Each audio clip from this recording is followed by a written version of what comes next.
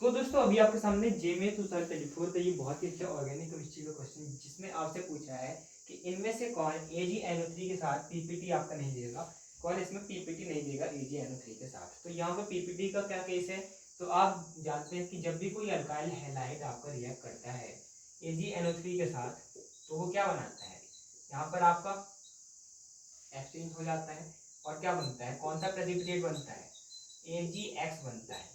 और यहाँ पर X कुछ भी हो सकता है, कोई भी हाइड्रोजन हो सकता है। तो यहाँ पर Br की बात की गई है तो आपका AgBr का प्रेसिपिटेट आपका बनता है, वरना AgCl का वाइट पीपीटी बनता।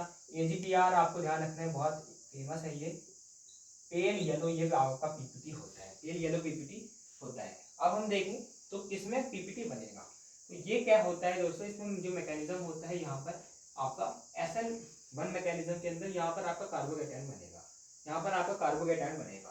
तो कार्बोकेटायन बनेगा मतलब मैं अगर सब जगह से Br हटा के देख लूँ और अगर किसी में कार्बोकेटायन स्टेबल नहीं निकला तो वो ये रिएक्शन नहीं देगा। क्यों?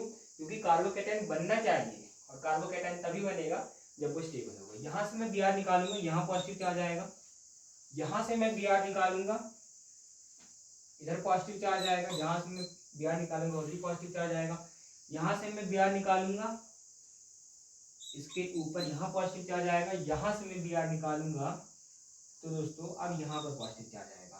अब यहाँ पर पॉजिटिव चार्ज आ गया तो अब आप खुद ही देख के बता सकते हैं कि कहाँ का पॉजिटिव चार्ज स्टेबल नहीं है। अगर मैं इसकी बात करूँ तो ये पॉजिटिव चार्ज स्टेबल है। क्यों? क्योंकि दोस्तों ये क्या है, एरोमेटिक है। एरोमेटिक क्या होता है, सबसे पहले तो साइक्लिक होने चाहिए, यहाँ साइक्लिक है, क्लियर है। सारे carbon sp2 hybridise, double bond वाले तो होते ही हैं sp2 हाइब्रिडाइज।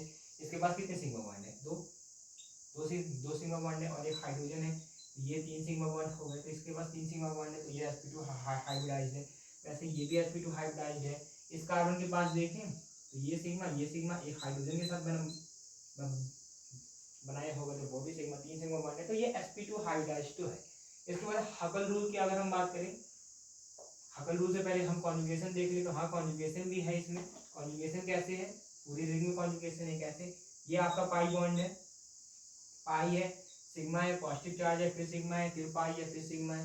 तो ऐसे आपका कॉन्जुगेशन भी चलते जा रहा है। लास्ट में हम हकल्स रूल देखते हैं एरोमेटिसिटी के लिए, 4n+2 का ये फॉलो कर रहा है कि नहीं। तो एन एन एन यहाँ पर क्या है, 0 है। एन आपका 0 है तो यहाँ पर इलेक्ट्रॉन कितने हैं, पाई इलेक्ट्रॉन 2 हैं, यही बस 2 हैं आपके पाई इलेक्ट्रॉन। तो 4n अगर आप 0 रखेंगे तो 4 इंटू 0+2 तो ये आपका 2 फॉलो कर रहा है। तो ये क्या है, एरोमेटिक है। आपसे ऑर्डर पूछते तो ये उसमें भी सबसे ज्यादा आ जाता है क्योंकि ये एरोमेटिक चीज बन रही है। तो एरोमेटिक कंपाउंड क्या होता है, स्टेबल होता है, तो इसलिए ये तो आपका दे देगा। तो ये तो आपका आंसर नहीं होगा। इधर पे आप देखें तो दोस्तों आप खुद ही समझ पा रहे हैं, अगर डबल बॉन्ड के ऊपर कुछ चीज लगी होती है तो उसको हम कहते हैं विनाइलिक ग्रुप। और विनाइलिक कार्बोकेटाइन जो है आपका दोस्तों बहुत ज्यादा अनस्टेबल होता है, ये आपको ध्यान रखना है। ऐसा क्यों होता है, आप देखें तो कार्बन के ऊपर पॉजिटिव चार्ज थोड़ा बहुत स्टेबल हो जाता है, लेकिन जो डबल बॉन्ड वाला है उसका sp2 है, sp2 है। तो इसमें जो s का कैरेक्टर है, s का कैरेक्टर कितना है इसमें, sp2, टोटल कैरेक्टर 100% हो गया। s का इसमें दोस्तों 1/3 है, तो s का यहाँ पर दोस्तों क्या है, 1/3 है, लेकिन sp3 में s का 1/4 है। तो यहाँ पर s का ज्यादा कैरेक्टर है। और s क्या होता है, s आपका दोस्तों जो इलेक्ट्रॉन होता है, s वाला जो इलेक्ट्रॉन है, इलेक्ट्रॉन के सबसे आपके करीब होता है तो उसकी इलेक्ट्रोनेगेटिविटी ज़्यादा होती है। और अगर sp2 है, s का कैरेक्टर ज़्यादा है, इलेक्ट्रोनेगेटिविटी ज़्यादा है, तो इलेक्ट्रोनेगेटिव एटम के ऊपर पॉजिटिव चार्ज अनस्टेबल होता है, क्योंकि उसको चाहे नेगेटिव चार्ज आप उसको पॉजिटिव चार्ज देंगे तो वो अनस्टेबल हो जाएगा। तो इसलिए ये आपका अनस्टेबल हो जाता है। कहीं भी आपको ये दिखे तो आपको समझ जाना है कि ये आपका अनस्टेबल होगा। तो आपका ये 2 आपका करेक्ट हो जाएगा। इसके बाद आप यहाँ पे देखिए तो ये तो स्टेबल है, ये आपका बेंजाइलिक कार्बोकेटाइन है।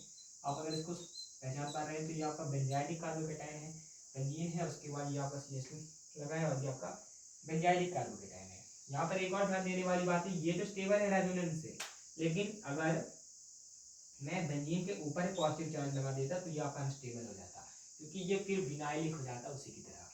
इसके बाद ये भी आपका सही है, क्योंकि ये भी आपको पॉजिटिव चार्ज रेजोनेंस भी कर रहा है। कैसे?